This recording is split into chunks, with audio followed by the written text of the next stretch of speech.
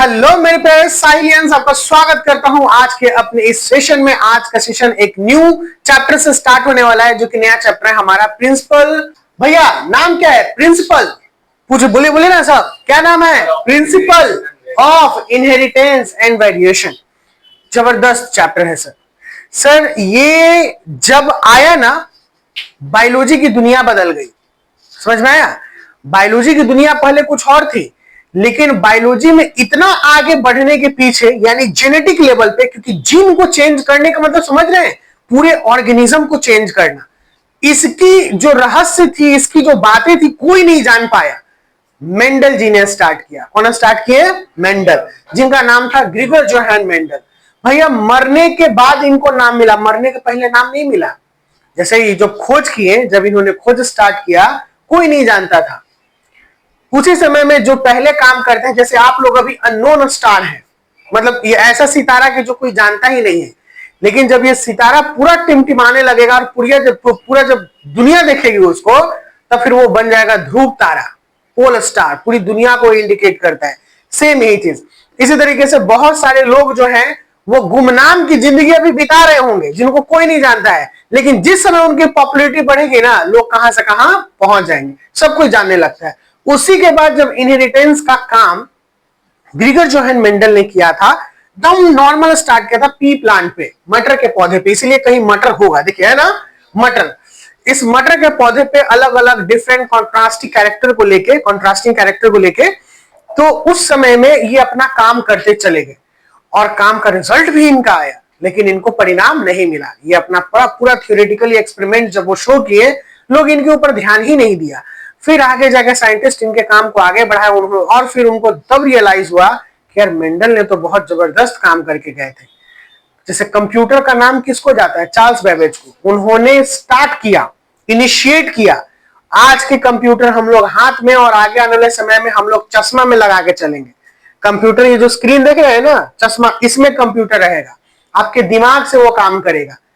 Phone आएगा तो आपके चश्मे में, और रियली अभी चल रहा है चश्मे। अब मतलब कुछ गॉगल्स ऐसे आ गए, कुछ चश्मे ऐसे आ गए हैं कि आप बस उसको कमांड कीजिएगा कि पिकअप द फोन, फोन उठ जाएगा, यहाँ पे माइक लगा हुआ है, आपको कान में आवाज आने लगेगा। अभी लेटेस्ट स्मार्ट गॉगल्स चले आए हैं। तो आगे आने वाली दुनिया पूरी बदलने वाली है टेक्नोलॉजी को लेके। और ये टेक्नोलॉजी जो है, ये शरीर की टेक्नोलॉजी को समझने वाले कौन थे? Grigor Johan Mendel. उन्होंने जीन पे जो काम किया, जीन के बदलाव से हर एक इंसान के उस चीजों पे बदलाव किया जा सकता है जिस चीजों में डिफेक्ट है, जिस चीजों को अच्छा बनाना है। अगर हमें आंख ब्लू बनाना है, हम आंख ब्लू बना देंगे। बाल कर्ली बनाना है, बाल कर्ली बना देंगे। हाइट लंबा चाहिए, हाइट लंबा कर देंगे। समझ में आ रहा है? ये जितने भी चीजें सब जेनेटिक होते हैं, सब जीन पे निर्धारित होता है। और हर एक पार्टिकुलर जीन को पढ़ना, इसका मतलब कि मास्टरी ओवर एन ऑर्गेनिज्म, यानी जो जीन होता है वो ब्लूप्रिंट होता है ऑर्गेनिज्म का। जैसे हम लोग कोई सॉफ्टवेयर बनाते हैं, तो सॉफ्टवेयर के पहले उसका कोडिंग करते हैं ना, और उसमें जो भी कोडिंग हम लोग चेंज करेंगे उस अनुसार से वो सॉफ्टवेयर चेंज हो जाता है। सेम आपका ये है जीन। जीन में जितने भी कोड्स हैं, उस कोड्स में जो भी बदलाव करेंगे वो जीन में भी बदलाव होते जाएगा। तो हम लोग का जो चैप्टर चलने वाला है, आप जो देख रहे हो यहाँ पर इस तरीके से जो मैंने डिजाइन किया है, ये काम होने वाला है डीएनए पे। हम लोग जो फर्स्ट चैप्टर स्टार्ट किया, principal of inheritance and variation, ये कंप्लीट काम कर रहा है डीएनए पे। और प्रिंसिपल का मतलब होता है सिद्धांत। और इसके जस्ट बाद वाले चैप्टर में पढ़ेंगे मॉलिक्यूलर लेवल पे। क्या पढ़ेंगे? मॉलिक्यूलर। यानी अभी ये सिद्धांत चला, यानी थियोरेटिकली प्रूव हो रहा है, जिसपे मेंडल साहब आएंगे। लेकिन जब वो जेनेटिकली जब मॉलिक्यूलर लेवल पे काम करेंगे तो मेंडल साहब नहीं रहेंगे, लेकिन मेंडल के काम को आगे बढ़ाया जाएगा। अलग अलग लोग, क्योंकि इन्होंने प्रमाणित कर दिया। जैसे ये बताया कि ऐसा कुछ है, लेकिन अभी तक कंफ्यूजन था कि कौन चीज है, डीएनए है या प्रोटीन है या क्या है। तो वो मॉलिक्यूलर लेवल पे आप लोग सॉल्व कीजिएगा, जो कि अगले चैप्टर में है। और आज इस चैप्टर में जो हम लोग पढ़ेंगे, वो पढ़ेंगे इसके थ्योरी को, यानी कि कैसे शुरुआत हुआ जीन की खोज करना और चीजों को देखना। जैसे हम लोगों यहां पर अभी जितने भी लोग मौजूद हैं, सब में अलग अलग प्रभाव है। कोई लंबा है, कोई नाटा है, कोई पतला है, कोई मोटा है, कोई काला है, कोई गोरा है कि नहीं? किसी का बाल कर्ली है, किसी का बाल सीधा है, सब चीज, हर एक का चेहरा अलग है। समझ में आ रहा है ना? तो ये अलग अलग इतने बदलाव कैसे? तो इसको देखे थे कौन? मेंडल साहब। और उन्होंने जो काम किया वो पी पे किया। ये जो आप देख रहे हो ना, क्या देख रहे हो, मटर है, मटर क्या है, मटर। इसको इंग्लिश, इस इनका साइंटिफिक नेम था पाइजम सैटिवम। क्या नाम था, पाइजम सैटिवम। प्रिंसिपल का मतलब क्या होता है, सिद्धांत। प्रिंसिपल का मतलब क्या होता है, सिद्धांत। और किस चीज का सिद्धांत हम लोग पढ़ने वाले हैं, इनहेरिटेंस। इनहेरिटेंस का मतलब क्या है, वंशानुगत। और वेरिएशन का मतलब क्या है, भिन्नता या फिर अलगाव या फिर अलग, ठीक है ना। हाँ, principal of inheritance and variation हम लोग पढ़ेंगे। Bio king of Bihar Sahil sir. आइए कॉन्सेप्ट प्लस एमसीक्यू कंप्लीट बनाते चलेंगे। ये आपका जो मैं अभी दे रहा हूं माइंड मैप है, क्या है, माइंड मैप। बिना पढ़ने तो समझ में, अरे आप बात करोगे, आप देखते हो पूरा स्टोरी का एक छोटा सा क्लिप आगे लगा दिया जाता है और उसमें रहस्य बताता है कि अरे ये क्या क्या इसमें चलने वाला है। अभी जितने भी व्लॉग वगैरह देखते हैं छोटी सी चीजों को, यानी पूरा स्टोरी का क्लिप, ट्रेलर समझते हैं, ट्रेलर। ट्रेलर बहुत मूवी का निकलता है। ट्रेलर का मतलब क्या है, वो पूरे मूवी का एक छोटा सा हिस्सा, छोटे छोटे पार्ट को काट के डाल दिया है और लोग उस पर इंटरेस्ट हो जाते हैं, इस मूवी में ये है, इस मूवी में ये है, बस पूरा खोज गए मूवी देखने के लिए, बस यही चीज है। तो इसका भी मैंने ट्रेलर रख दिया माइंड मैप कि हम लोग पढ़ने क्या वाले हैं, समझ में आ रहा है। देखिए ध्यान दीजिए, principle of inheritance and variation the ultimate NEET revision mind map है। आपका ये बोर्ड के एग्जाम में भी काम करेगा और नीट के भी एग्जाम में काम करेगा। देखिए नीट 2026 जो लिखा हुआ है थोड़ा सा मिसप्रिंट हो गया, ये 2027 होगा। क्या होगा, 2027, क्योंकि 2026 ऑलरेडी नीट खत्म हो गया है। आगे आइए, ग्रीगर जोहान मेंडल, आप देख रहे हैं इन्हें, ग्रीगर जोहान मेंडल। 1822 में इनका जन्म हुआ था। कितना में हुआ था, 22 में। स्क्रीन पे दिख रहा है ना, दिख रहा है, बाकी और भी आएगा, बहुत डिटेल में आएगा। तो ग्रीगर जोहान मेंडल आप सबको दिख रहा है बच्चे लोग, 1822 में जन्म हुआ, 1884 में मरेगा। इनको फादर ऑफ जेनेटिक्स कहते हैं। क्या कहते हैं इनको, फादर ऑफ जेनेटिक्स। समझ में आया, इनको क्या कहते हैं, फादर ऑफ जेनेटिक्स, यानी हाँ, जेनेटिक्स के पिता। इन्होंने काम किस पे किया, पी प्लांट पे काम किया। टॉल ड्वार्फ राउंड रिंकल, ये समझ में आ रहा है, ये कॉन्ट्रास्टिंग कैरेक्टर था, कॉन्ट्रास्टिंग कैरेक्टर जिस पे इन्होंने काम किया और इन्होंने प्रमाणित करने की कोशिश की कि रिजल्ट क्या आता है। यहां से आपका चैप्टर शुरू होगा। ये नीट का मोस्ट इंपॉर्टेंट पॉइंट है कि ये टेस्ट क्रॉस के समय में उन्होंने जब इन लोगों के बीच में टेस्ट क्रॉस करवाया तो क्या क्या रिजल्ट आया। हेट्रोजाइगस को F1 जनरेशन में, F1 जनरेशन को फिलियल जनरेशन कहते हैं, तो क्या रिजल्ट निकल के आया। लॉ ऑफ डोमिनेंस इन्होंने दिया, लॉ ऑफ सेग्रीगेशन इन्होंने दिया, लॉ ऑफ इंडिपेंडेंट असॉर्टमेंट इन्होंने दिया। इसीलिए इसको कहलाया गया Mendel law of inheritance. Mendel ने जो नियम दिए थे, मेंडल ने जो नियम कानून दिए थे, जो उन्होंने थ्योरेटिकली बताया, वो कौन कौन से तरीके दिए थे, तो law of dominance, law of segregation, law of independent assortment, सब बताया जाएगा, डिटेल में सब पढ़ना है, माइंड मैप है। मेंडल के एक्सपेरिमेंट जो थे वो यही एक्सपेरिमेंट था मेंडल का कि इन्होंने इस पे काम किया। टॉल ड्वार्फ पे एक्सपेरिमेंटल स्टेप में सबसे पहले उन्होंने सिलेक्शन किया, हाइब्रिडाइजेशन किया, सेल्फिंग किया और स्टैटिस्टिकली कैलकुलेशन, यानी फर्स्ट टाइम बायोलॉजी में मैथ को इंट्रोड्यूस करने वाले कौन इंसान थे, मेंडल थे, ग्रीगर जोहान मेंडल। ठीक है, मेंडल साहब थे। इन्होंने मोनोहाइब्रिड क्रॉस बताया, डाई हाइब्रिड क्रॉस बताया, इसीलिए इसी के हिसाब से मोनोहाइब्रिड और डाई हाइब्रिड क्रॉस आया। ये नीट का मोस्ट इंपॉर्टेंट पार्ट है। फिर ये जो देख रहे हो ना डीएनए, यही अभी तक डीएनए प्रमाणित नहीं हुआ था कि डीएनए क्या है, तो डीएनए ब्लूप्रिंट ऑफ लाइफ है। ये पढ़िएगा आप लोग मॉलिक्यूलर लेवल पे। किस लेवल पे, मॉलिक्यूलर। बहुत सारे साइंटिस्ट इनके बाद काम किए और उन्होंने बताया कि डीएनए ही जो है वो जेनेटिक मटेरियल है। इसके बाद इसमें आप पढ़िएगा कि इनकम्प्लीट डोमिनेंस कैसे आता है, को डोमिनेंस कैसे आता है, मल्टीपल एलिलिज्म कैसे आता है, प्लियोट्रॉपी क्या होता है और पॉलीजेनिक इनहेरिटेंस क्या होता है, ये सब आप लोग पढ़िएगा। समझ में आ रहा है, पॉलीजेनिक इनहेरिटेंस क्या होता है, ये सब टॉपिक है, ये सब अलग अलग कैरेक्टर है जो लेके आएगा। आप देखो ABO blood group, ABO blood group multiple allelism का एग्जांपल होगा, प्लियोट्रॉपी में सिकल सेल एनीमिया इसका एग्जांपल होगा, इनकम्प्लीट डोमिनेंस में मिराबिलिस जलापा एग्जांपल होगा, कोडोमिनेंस में कैसे ए और बी ब्लड मिलके ए बी ब्लड ग्रुप बन जाता है ये एग्जांपल होगा, पॉलीजेनिक इनहेरिटेंस में कैसे ह्यूमन का स्किन कलर या वीट का जो केडनेस होता है या कैसे इसकी इंटेंसिटी डिपेंड करती है, इसको हम लोग जानेंगे। क्रोमोसोम के बारे में पढ़ेंगे, जेनेटिक डिसऑर्डर के बारे में पढ़ेंगे, सेक्स डिटर्मिनेशन के बारे में पढ़ेंगे इसमें, इस चैप्टर में। ठीक है, किस चैप्टर में? इसी चैप्टर में पढ़ेंगे ये सारी चीजों के बारे में। क्या क्या पढ़ेंगे? ध्यान दीजिए, जेनेटिक डिसऑर्डर यानी जीन से होने वाली बीमारियां। रिप्रोडक्शन में हम लोग पढ़ रहे थे ना कि ये बीमारी वो बीमारी, तो इसमें जीन से होने वाली बीमारियां पढ़ेंगे। क्योंकि हमने एमनियोसेंटेसिस जब पढ़ रखा था, तो एमनियोसेंटेसिस में बेबी को क्यों सेल्स को निकाल के चेक किया जाता था कि उसको कोई जेनेटिक बीमारी नहीं हो, क्योंकि जेनेटिक बीमारी इनक्यूरेबल बीमारी होता है। अगर बच्चा जन्म ले ले और बड़ा हो जाए तो फिर वो ठीक नहीं किया जा सकता है। लेकिन जेनेटिक बीमारी जब वुम्ब में हो, जब बच्चा बढ़ रहा है, उसी समय में उसे ठीक किया जाता है। बताइए कितना बड़ा हम लोगों ने जीत हासिल कर ली है। समझ में आ रहा है कि कितना बड़ा जीत हमने हासिल किया? बहुत बड़ा जीत हासिल किया। क्यों? क्योंकि हम लोग जेनेटिक बीमारी का क्योर कर रहे हैं। बेबी जब वूम में है तब ये पहले संभव था क्या? नहीं था पहले के समय में। बहुत अजीबोगरीब बात है। तो जेनेटिक डिसऑर्डर में हम लोग देखेंगे मेंडेलियन डिसऑर्डर, क्रोमोसोमल डिसऑर्डर, इसमें haemophilia, sickle cell anaemia, thalassaemia, Down syndrome, और क्रोमोसोमल डिसऑर्डर में आ जाएगा। मेंडेलियन डिसऑर्डर में कौन कौन है? हीमोफीलिया, सिकल सेल एनीमिया और थैलेसीमिया। जबकि क्रोमोसोमल डिसऑर्डर में कौन कौन है?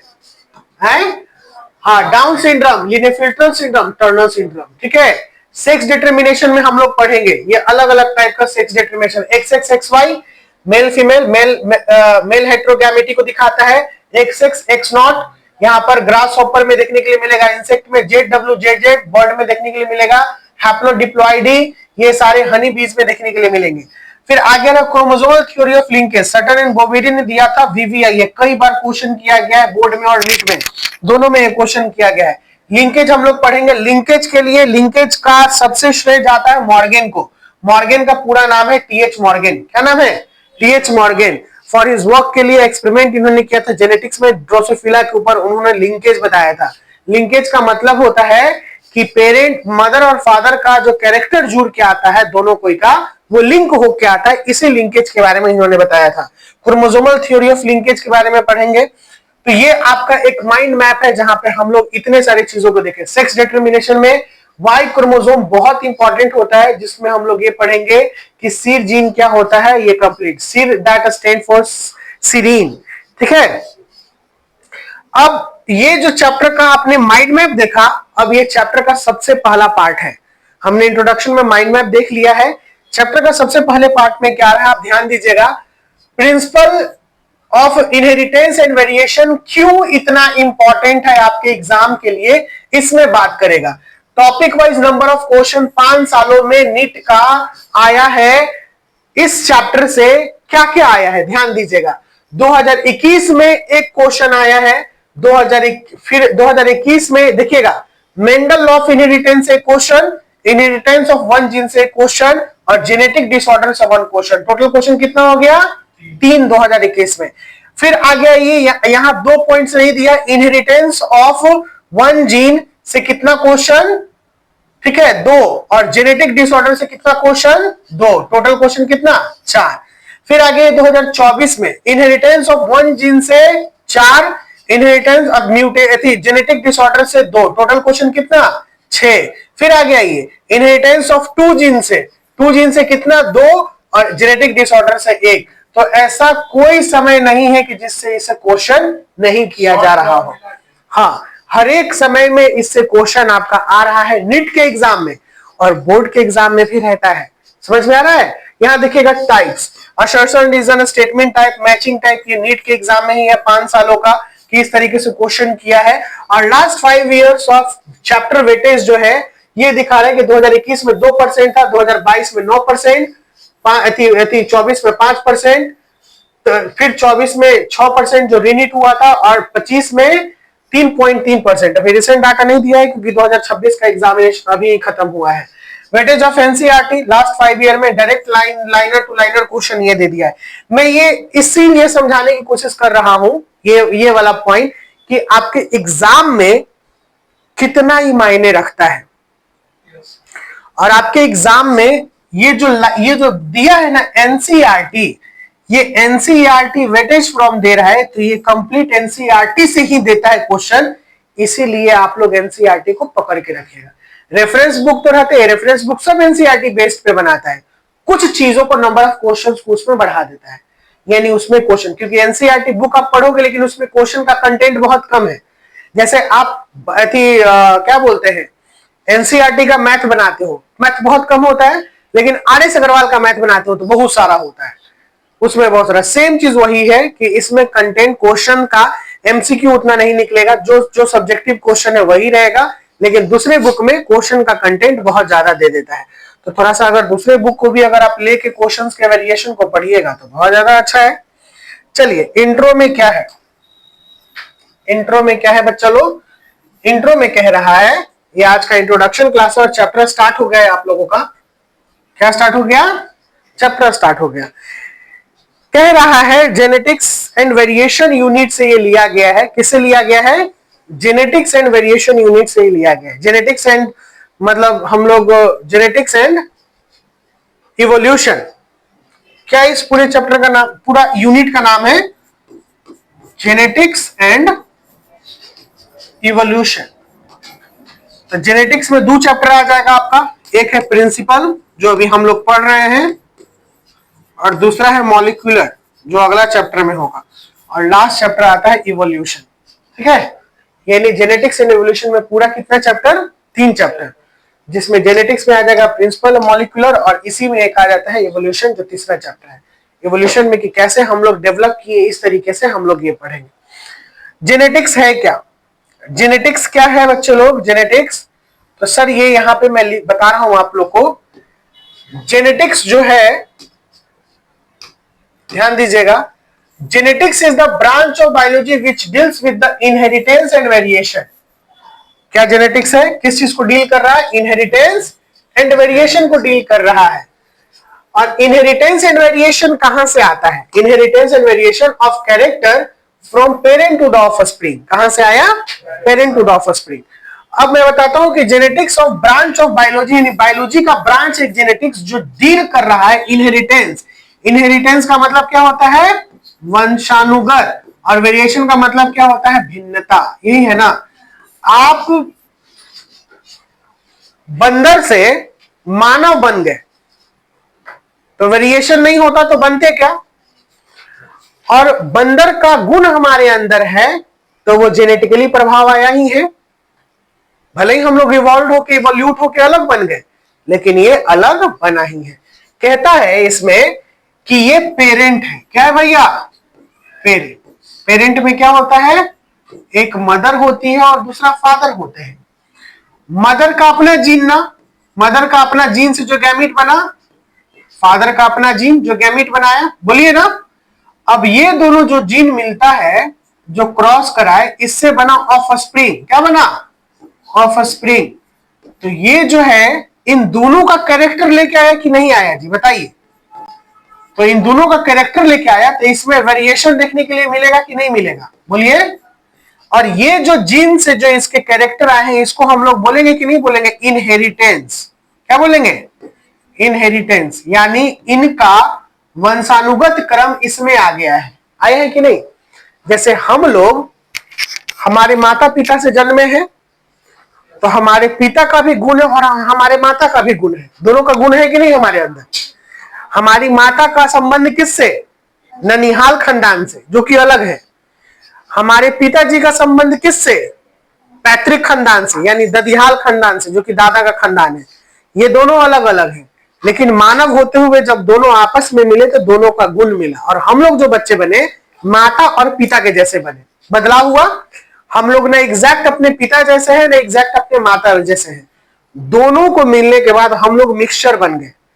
माता पिता का गुण हमारे अंदर आया, और दोनों का गुण जो है, जैसे एक गुण से अच्छा 2 गुण होता है ना, कि जैसे किसी के पास 1 गुण है और किसी के पास 2 गुण है, तो कौन बढ़िया है भैया? 2 गुण वाला। तो 1 गुण हमारे माता के पास, 1 गुण हमारे पिता के पास, और ये दोनों मिलके हमारे पास कितना गुण? दोनों का गुण। तो हम लोग इनसे एडवांस बने कि नहीं बने? इनसे एडवांस बन गए ना। इन दोनों के गुण से इनसे हम लोग क्या बन गए? एडवांस बन गए। समझ में आ रहा है? तो इसी तरीके से धीरे धीरे धीरे धीरे हम लोग एडवांस बनते चले गए। कोई दिक्कत क्या? कहता है inheritance is the transmission of character from parent to the progeny, जो मैंने आपको यहाँ पे डिजाइन करके बना दिया। इनहेरिटेंस एक वैसा कैरेक्टर है जो कि ट्रांसफर होता है पेरेंट से प्रोजेनी में। कहां से? पेरेंट से प्रोजेनी में। प्रोजेनी का मतलब ऑफस्प्रिंग है बच्चा। It forms the basis of heredity, और यही क्या बनाता है? Basis of heredity. इसी इनहेरिटेंस को हम लोग क्या नाम दिए हैं? हेरिडिटी। क्या नाम दिए हैं? हेरिडिटी। हेरिडिटी का मतलब, इनहेरिटेंस का मतलब तो जो कैरेक्टर गया उसी में वंशानुगत बोलते हैं, और हेरिडिटी का भी मतलब क्या हो जाता है? वंशानुगत। हेरिडिटी का मतलब क्या हो जाता है? वंशानुगत। ये बताया। और ये कह रहा है variation refers to the difference between offspring and their parent, और ये जो वेरिएशन लीड्स किया, ये किससे? पेरेंट्स ऑफस्प्रिंग में थोड़ा डिफरेंट आता है, क्योंकि दोनों का गुण लेके आया। किसका गुण लेके आया? दोनों का। कोई दिक्कत क्या? माउस किया क्या जी? बहुत अच्छे से समझ में आया होगा कि genetics is the branch of biology which deals the inheritance and variation of an organism. किसी भी ऑर्गेनिज्म का इनहेरिटेंस एंड वेरिएशन को शो करेगा। Heredity is a character that comes from the parent to the offspring. Heredity एक ऐसा character है कि जो पेरेंट्स ऑफस्प्रिंग में आएगा, यानी वंशानुगत का कैरेक्टर आता है। तो पेरेंट में मदर और फादर, और उनका गुण जो जीन है वो हमारे अंदर चला आया है। अगले क्लास में हम लोग इस टॉपिक को पढ़ेंगे, मेंडल के बारे में, कि मेंडल ने क्या काम किया, कैसा काम किया, किस पे काम किया, और उस काम का रिजल्ट क्या आया। कोई दिक्कत क्या? समझ में आ रहा है? एकदम पहला जेनेटिक्स टॉपिक है, एनसीईआरटी निकाल के देखिए आप लोग। चलिए आइए, तो मिलते हैं अगले क्लास में। Bye bye, take care, see you soon in the next session.